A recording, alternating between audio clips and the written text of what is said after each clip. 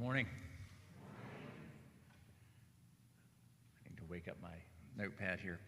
So I'm David Krober, and I am a member of this congregation. Today is our final lay-led service of the summer. Pastor Dave Dunn will be returning next Sunday, where we'll have our in-gathering water communion. So we'll have a little bit more information about that coming up in the announcements. So over the last 2 months, we've had a really good summer lineup of both guest speakers and members of our congregation. We had Friction Farm delivering a musical message for us. Last week we had a great workshop with kind of envisioning post-election hope from our social justice team, and that was really good. And then we've had 5 or 6 just really wonderful messages from members of our congregation. So what I'd like to do is for us to kind of give a big thank you to the group that has delivered those. So let me name them first. So again, we had Carla Rosati and Jennifer Ratcliffe, who delivered our social justice workshop. Yeah. We had Roland Mathis, Kim Palmer, Richard Bamba, Joe Lamb, Kevin McCulloch, and Valerie Bayless, who all gave us, again, very impactful personal stories, messages. So big shout out to them.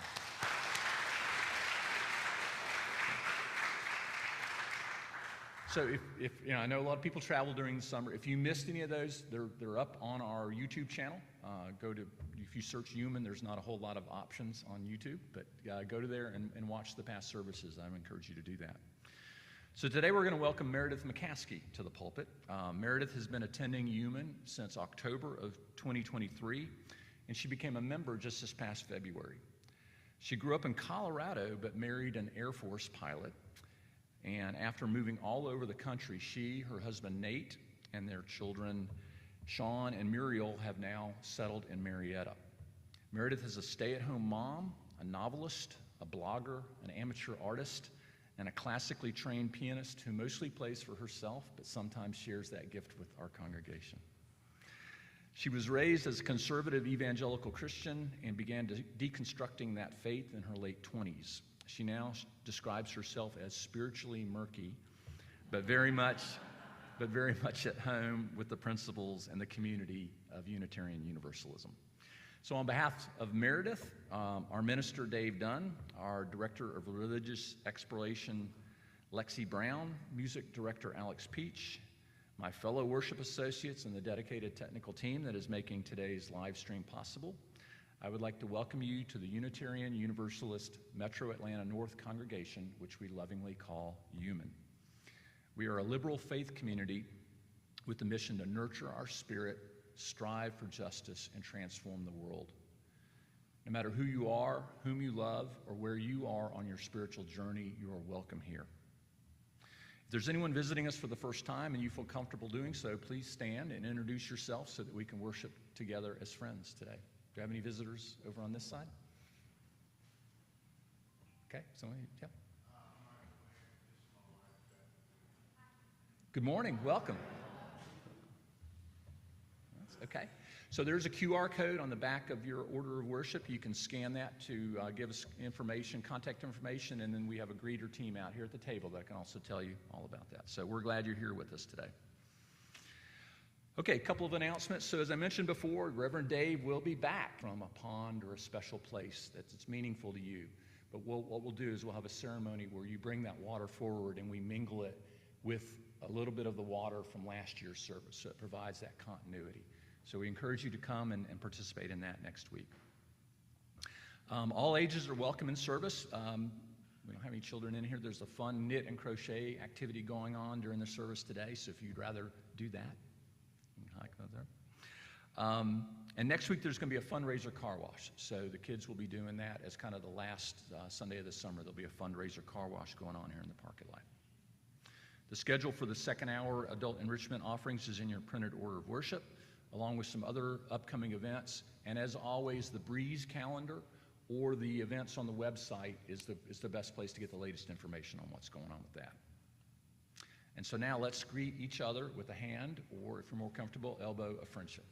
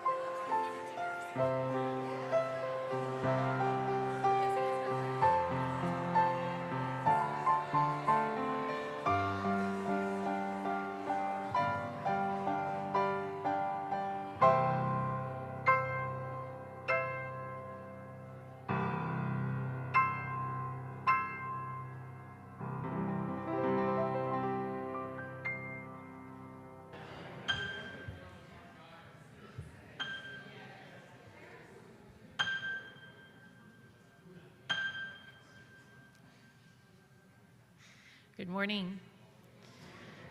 Our call to worship this morning is from Henri Nouwen. When we honestly ask ourselves which person in our lives means the most to us, we often find that it is those who, instead of giving advice, solutions, or cures, have chosen rather to share our pain and touch our wounds with a warm and tender hand.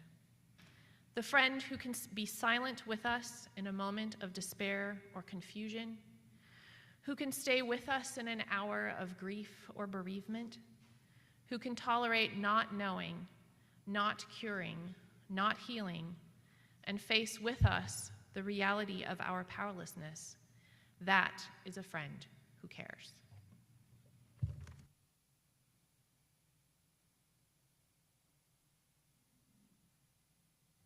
Please join me in reading our chalice lighting together, which is by the poet Hafiz. We are not in pursuit of formalities or fake religious laws, for through the stairway of existence, we have come to God's door. We are people who need to love because love is the soul's life. Love is simply creation's greatest joy.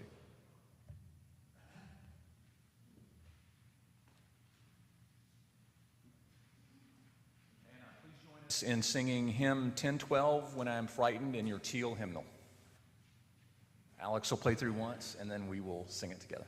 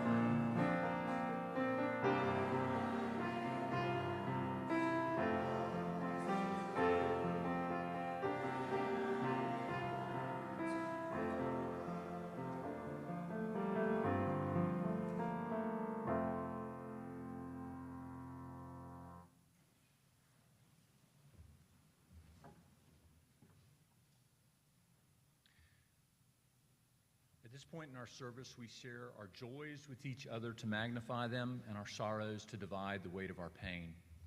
If you're so moved, please feel free to come forward, stand at the mic here, give us your name, and drop a pebble and express a joy or sorrow that you may have.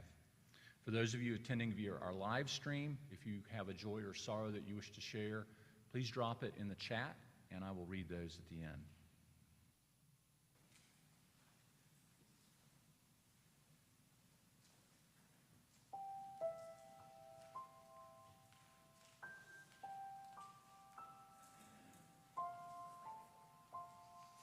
Hi, I'm Carla Rosati. I'm a member of this congregation. I have a pebble of joy, and I'm going to call it today a pebble of resistance. So my pebble of joy is that this morning I read this really inspiring article on the New York Times about Melinda French Gates, who left the foundation where she had been with her ex-husband for over 2 decades to start her own foundation regarding women's rights, and especially thinking of women reproductive rights. And I think this comes in a very timely way because of what is going on and how white conservative men want to define how women are worthy. If we have or not popped children out of our bellies or raised children. So this pebble, I'm mad. So this pebble is a pebble of resistance, and it's a pebble to remind us that nobody defines us, that we define ourselves. And if this crowd has gotten there without my little speech, let's hope others get to that point where they define themselves.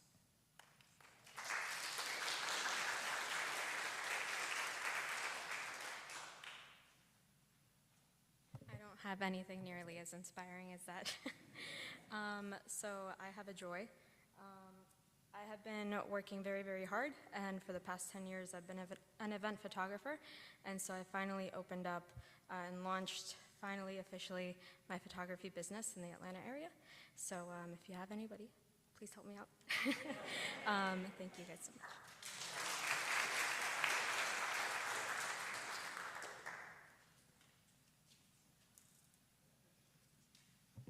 Even shorter. I have 2 joys today. This week, our family will celebrate the birthdays of 2 very special people.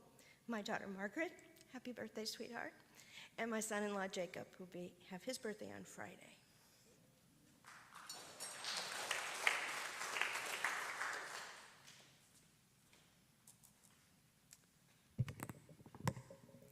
Hi, I'm Gary Denning, longtime member here.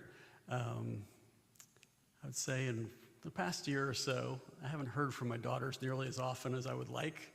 And when I do hear from them, it's usually pretty late at night, and they're usually very upset about something and very emotional. So when that phone rings after midnight, I'm sort of prepared for something bad. And the phone rang last night after midnight, and it was my daughter Jude calling from New York. But she had good news, so I was like, phew, all right. She had just completed her first day on the job in her new profession. She's working on her bachelor's at NYU in film production.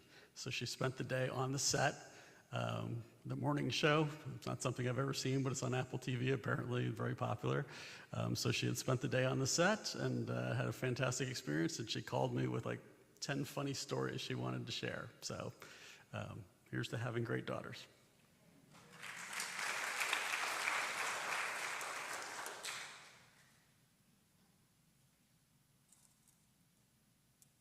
Good morning. My name is Kathy, and I have 2 joys this morning. We have a new member coming into our family. I think his name is Milo, and he's a lab shepherd mix. And if anyone knows how to train dogs, you're welcome to come over. Second joy, Kamala.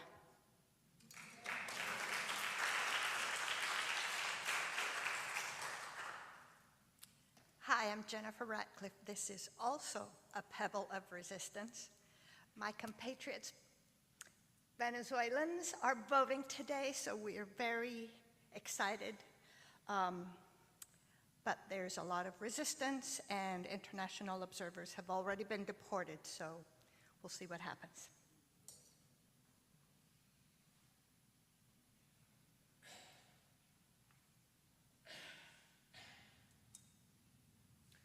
I don't see any other joys and sorrows in the chat, so I will drop one final pebble for those joys and sorrows that are still too tender to escape the folds of our heart. I ask that you would keep all the members of our congregation in your hearts and thoughts as we move through this week.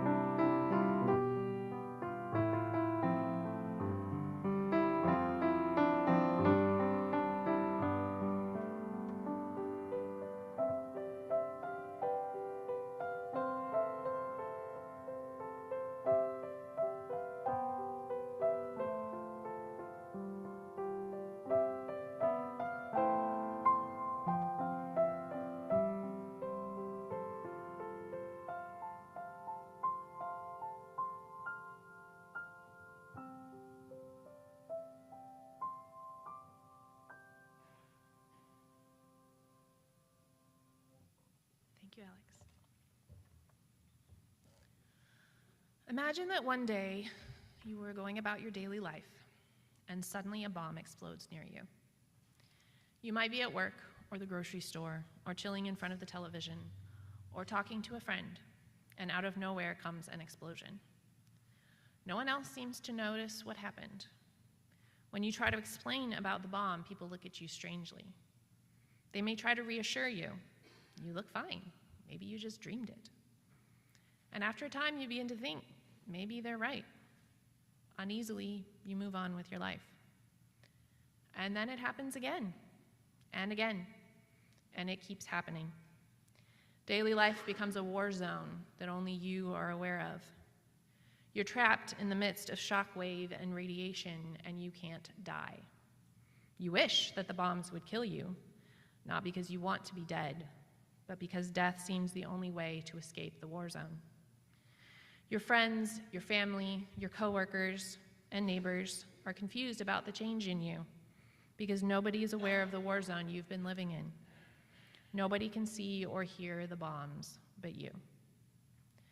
The situation I am describing is, of course, a metaphor for mental illness. I use it to help frame my own experiences battling with mental illness, and I hope that it will be useful to help others understand what the experience of mental illness can be like. From earliest recorded history, humanity has had three different theories about the causes of mental illness. They are the supernatural, somatogenic, and psychogenic theories.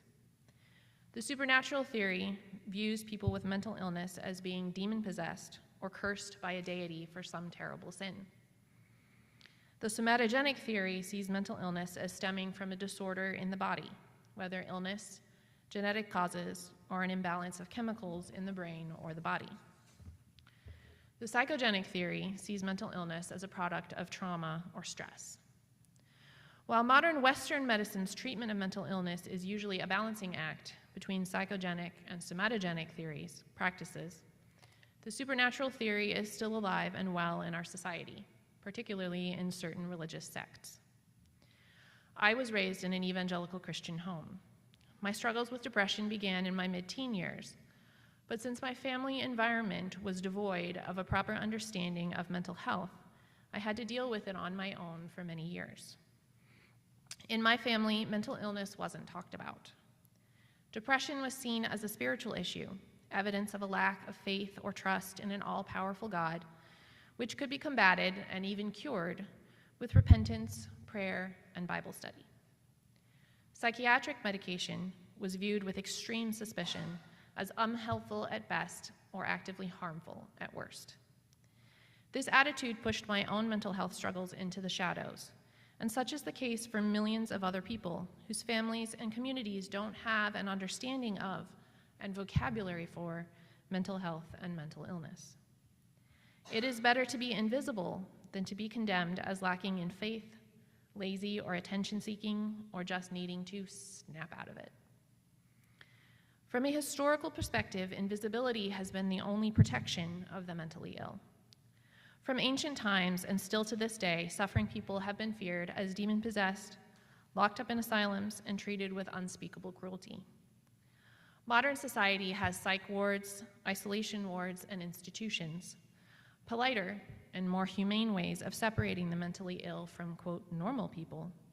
Yet it is still a separation, as if society fears that mental illness might be contagious.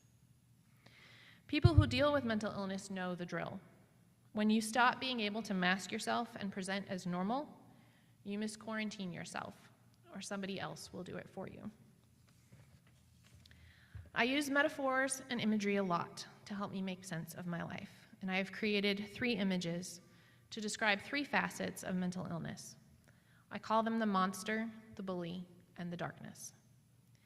In a college class studying Ovid's Metamorphoses, I encountered the idea of 2 separate creations in Genesis: that the formless, void earth over which the Spirit of God hovers in Genesis 1:2 is actually a dark chaos full of disordered matter, the destroyed leftovers of the first creation in Genesis 1:1. That is the kind of darkness mental illness can bring to the brain. It is chaotic and full of fear and horror, like the aftermath of a nuclear meltdown. The bully is the inner critic. The bully has lived with me for the better part of my adult life. In fact, for many years, I accepted it as a spiritual guide, a belief fed by teaching that encouraged dwelling on guilt and sin and my own utter worthlessness, that I ought to be astonished that God would ever stoop to care about such a disgusting worm as me. The bully is the constant stream of self-criticism that many mental illness sufferers experience. Look at the ways you are failing everything. You are a pathetic loser. You can't even get it together to do the bare minimum. What makes you think you'll ever succeed in anything? You are a burden to your family, your friends. Happiness? How dare you think about happiness? You deserve nothing good. The monster. The monster brings despair and suicidal ideations or even attempts. The monster tells the suffering person that they are alone, that they will always be alone, that nothing is ever going to change, that there is no hope of healing, and that they should just end it now. There are undoubtedly many people sitting here in this room today who have met the monster, who have their own bullies, and who are all too familiar with the darkness. And because they aren't missing limbs, they're not emaciated or visibly ill or disabled, their battles are invisible or only known to a select few people. In so many communities, especially faith communities, the pressure to be presentable and put together, to be fine, drives those suffering from mental illness into hiding, or even away from community entirely. While our Western society has become more accepting of the tidy, abstract theory of mental illness, many people are still deeply uncomfortable if they have to encounter the messy reality of mental illness embodied in front of the person, in the person in front of them. In this culture of breakneck productivity, pull yourself up by your bootstraps mentality, and unending worship of health, wealth, and success stories, mental illness is an unnerving reminder of the frailty of the human brain and psyche. While the stigma against talking about mental illness is declining, there's still an underlying expectation that those who struggle should keep their suffering as invisible as possible, so as not to make everyone else uncomfortable. Thus, people with mental illness slap on the "I'm fine" mask and do their best to power through at work, at school, in their social circles, and often even with their families and loved ones. And when they are stretched past breaking point and forced to ask for help or cancel their commitments or offload some responsibilities, they feel intense shame that they couldn't keep their mental illness invisible, that their symptoms are affecting other people besides themselves. So why should this matter to Unitarian Universalists and to this congregation in particular? The first principle of Unitarian Universalism is affirming the inherent dignity and worth of every person, while the second is justice, equity, and compassion in human relations. What would it look like for UU members to actively practice compassion toward those suffering from mental illnesses? What would it look like in our community to practice a commitment toward affirming the worth of those of us who hear the bully telling us we're worthless? What would it look like to make those struggling with mental illness feel safe to be visible? I would suggest 3 steps. The first step is to become aware and educated. In this age of the internet, and with huge amounts of research and studies being done on mental health, there is no excuse for outdated and ignorant attitudes about mental illness. It is the responsibility of us all to be aware of its prevalence and its dangers. According to Clubhouse International, 1 in 4 people in the world suffer from mental disorders. 50% of those show symptoms by the age of 14, but it can take a decade to get treatment. 2,200 people die by suicide every day, and 90% of those are, yet only 3% of the world's healthcare budget goes towards mental health. It is vital for us as a community to be educated on mental health basics. The second step is be a safe person by offering empathy. Empathy is the ability to put yourself in someone else's shoes, to share in someone else's feelings. To be empathetic, you must learn to push past your own discomfort and allow yourself to be present with someone else in their pain. 1 Corinthians 12 offers a metaphor of a community as a body. When one member suffers, the entire body or community suffers.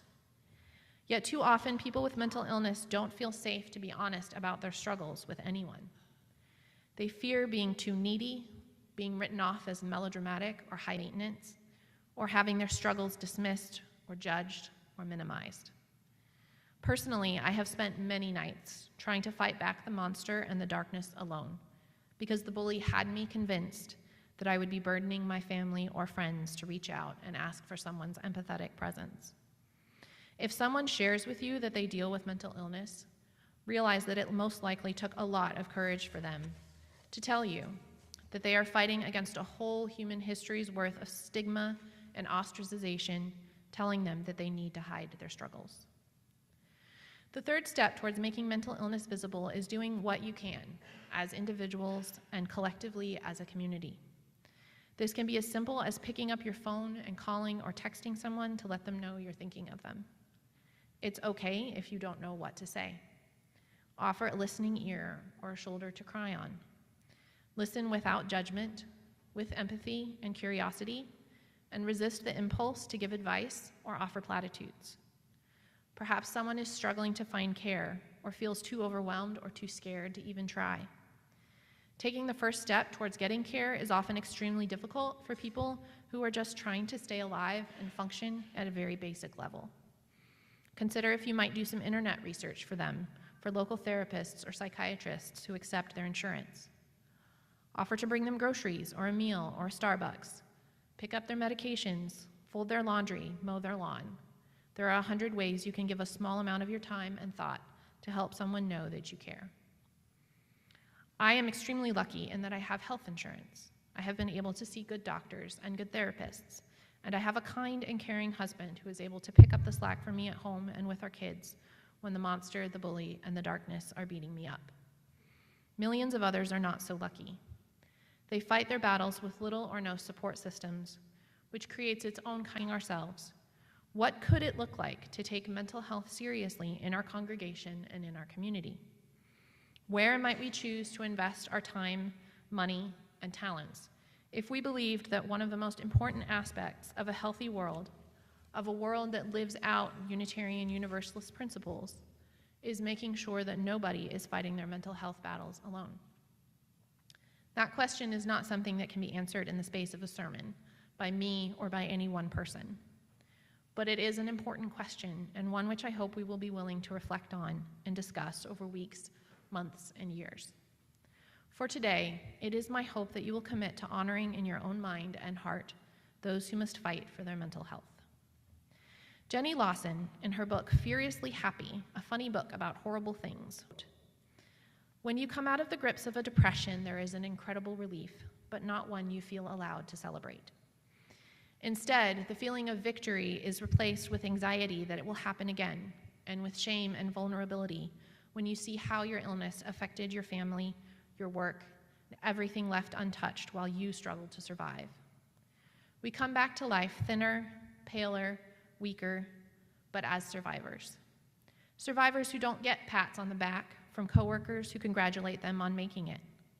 Survivors who wake to more work than before because their friends and family are exhausted from helping them fight a battle they may not even understand.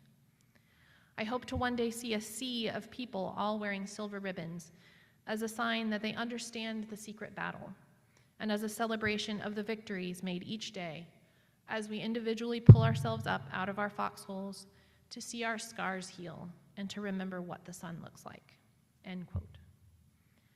May UUMAN as a community and each of us as individuals do our part towards making mental illness visible and holding up those who battle it towards the sunshine. Thank you.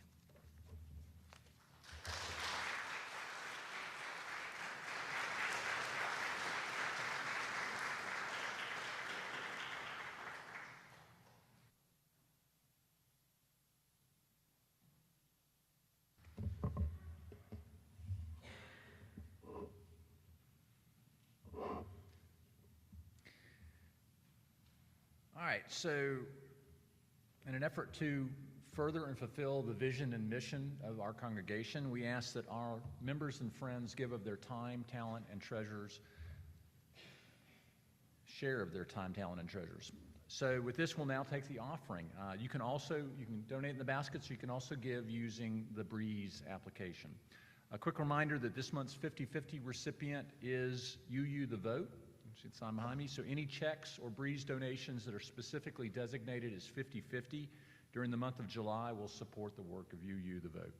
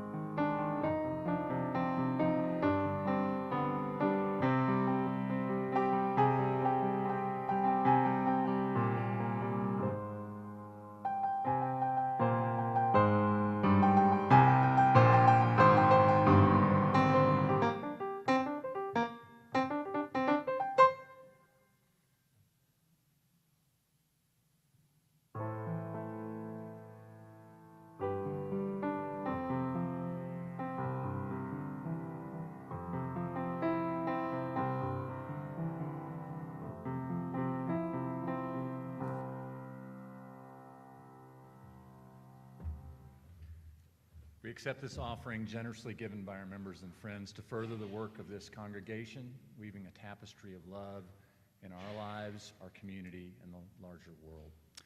Please turn to hymn number 1002 in your teal hymnal and rise in body or spirit. And Alex will play through once, and then we will sing together.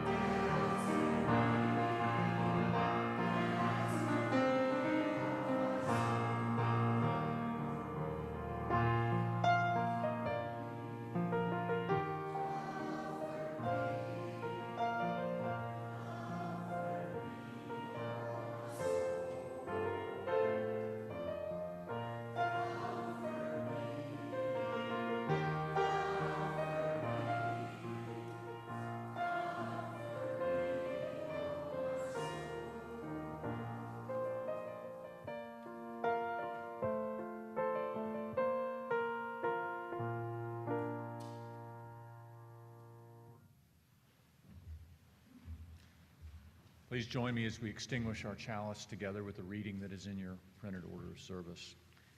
We extinguish this flame, but not the light of truth, the warmth of community, or the fire of commitment. These we carry in our hearts until we are together again.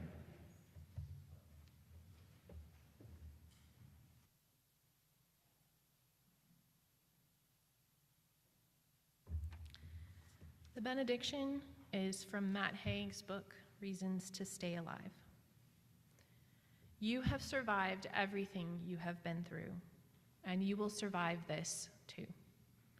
Stay for the person you will become. You are more than a bad day, or week, or month, or year, or decade. You are a future of multifarious possibility. You are another self at a point in future time, looking back in gratitude that this lost and former you held on. Stay. The service is ended. Go in peace.